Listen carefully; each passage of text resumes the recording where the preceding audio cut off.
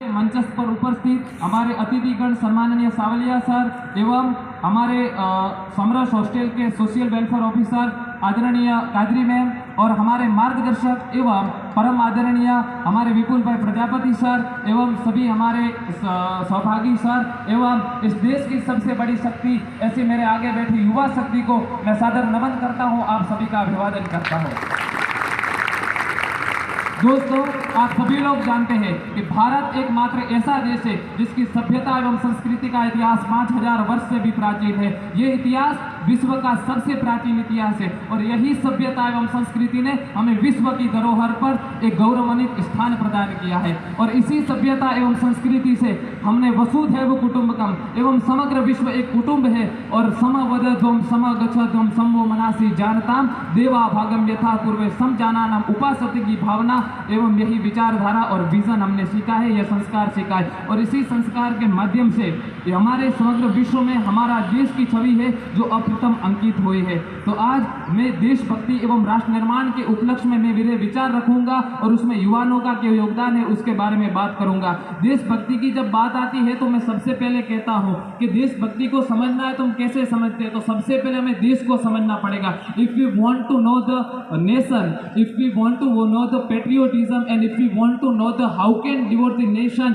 and how can build the nation through the patriotism, so we first know the nation। तो सबसे पहले हमें समझना होगा कि देश क्या है। जब देश की बात आती है तो हम संकल्पना कुछ इस तरह इसकी करते हैं कि दक्षिण एशिया में स्थित एक ऐसा देश जो उत्तर में कश्मीर से लेकर दक्षिण में कन्याकुमारी और पूर्व में अरुणाचल प्रदेश से लेकर पश्चिम में कच्छ तक फैला हुआ एक महान भारत भूभाग जो बनता है इसमें बहती हुई अनेक नदियों से, जो बनता है इसमें स्थित अनेक पर्वतों से, जो बनता है इसमें स्थित अनेक वनों से। लेकिन मैं कहता हूं भारत केवल इन सभी भागों से और इन सभी पदार्थों से बना हुआ भूभाग नहीं है। भारत बनता है इसमें बसने वाले 140 करोड़ बासिंदों से। भारत बनता है इस देश में बसने वाले हर एक धर्म, हर एक जाति और हर एक जाति के लोगों से। भारत बनता है उन सभी लोगों की अपनी धर्म, अपने रीति रिवाज, अपने पहरवेश, अपनी भाषा और संस्कृति, इन सभी तत्वों से मिश्रित संस्कृति से। और इतनी सारी विविधता और अनेक विविधता होने के बावजूद भी जब जब इस देश पर कोई मुसीबत आई है, इस देश की एकता या भारतीयता की बात आई है, तो हमारे अंदर रही वो देशभक्ति के माध्यम से उसने हम सभी को एकता के एक सूत्र में पिरोया है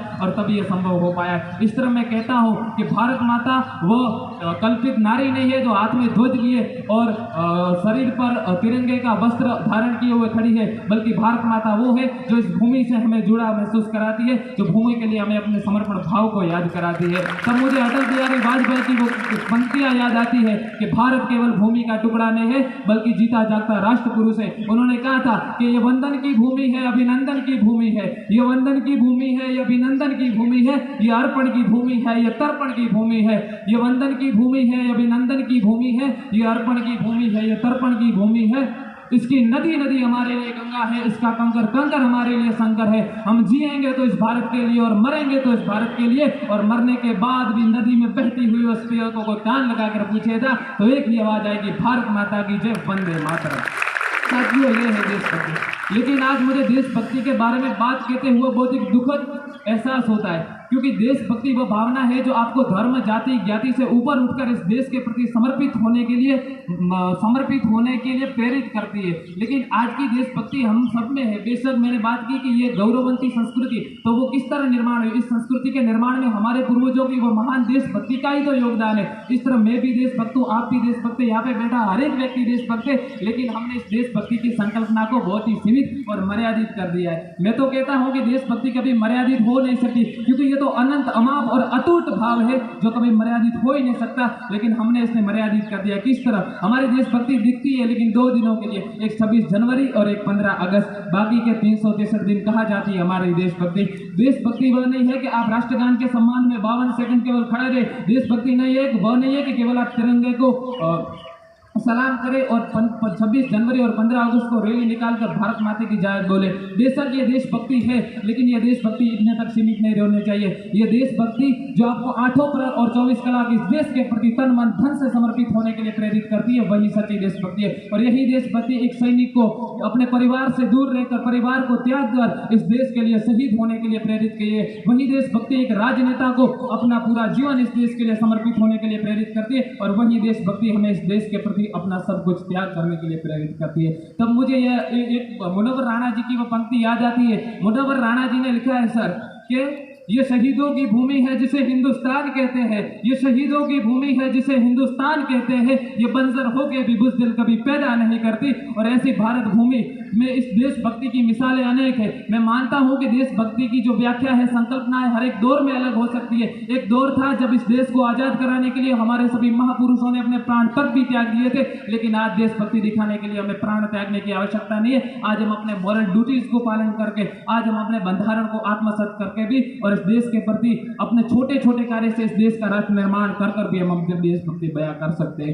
देशभक्ति की संकल्पना हर एक व्यक्ति के लिए अलग हो सकती है, लेकिन देशभक्ति का जो इस देश के प्रति भाव है वह सबके लिए एक है, वह इमोशन सबके लिए एक है। इसीलिए मैं यही कहना चाहता हूं कि एज अ यूथ हम देशभक्ति में अपना कैसे प्रदान दे सकते हैं। तो मैं सबसे पहले कहता हूं कि वही व्यक्ति सच्चा देशभक्त है जो जागरूक है। अगर आप जागरूक नहीं होगे तो ब्लाइंड बिलीफली किसी को फॉलो करेंगे, और ब्लाइंड बिलीफली फॉलो करेंगे तो हम किसी न किसी गलत रास्ते पर प्रेरित होते हैं। क्यों आज हम सभी लोग देखते हैं कि हमारे समाज में एक वैचारिक बीमारी दिखाई देती है। हमारे समाज में छुआछूत, भेदभाव और आंतरिक तनाव दिखाई देता है, और यही तनाव हमारे राष्ट्र निर्माण को तोड़ता है। आज हम देखते हैं कि संविधान के ही अंतर्गत हमारे यहाँ एक समरसता का मंच तैयार हुआ है, और उसी मंच पे हम अलग अलग प्रदेशों में से अलग अलग जाति धर्म के जाति के लोग एक साथ यहाँ पे आए हैं, पात्रत्व की भावना से मिले हुए हैं और देश के प्रति समर्पण की भावना रखते हैं। यही हमारी सच्ची देशभक्ति है। तो इसी तरह छोटे छोटे कार्य से हम राष्ट्र निर्माण करेंगे।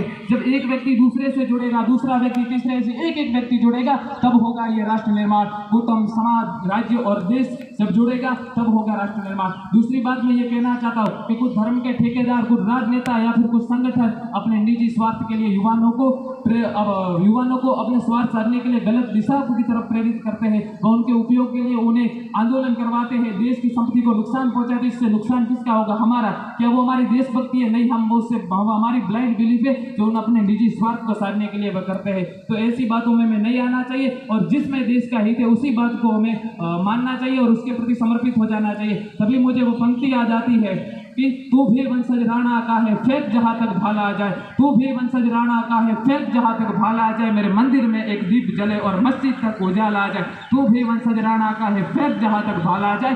दोनों तरफ लिखा हो भारत, सिक्का वही उछाला आ जाए। और अंत में मैं यही कहना चाहूंगा कि इस देश में जिसका हमारा हित है, वही इस हिंदुस्तान में जिसका हित है उसमें हमारा हित मानना चाहिए। और अंत में मैं कुमार विश्वास जी की पंक्तियां कहना चाहूंगा। उन्होंने लिखा है कि सच्चा देशभक्त कैसा होता है? वह कहता है कि धर्म, ज्ञाति और जाति से उस पर देश के प्रति जो समर्पित होता है वही सच्चा देशभक्त है। और वे कहते हैं कि गीता का ज्ञान सुने न सुने, इस धरती का यशगान सुने, हम शब्द कीर्तन सुन न सके, भारत मां का जय गान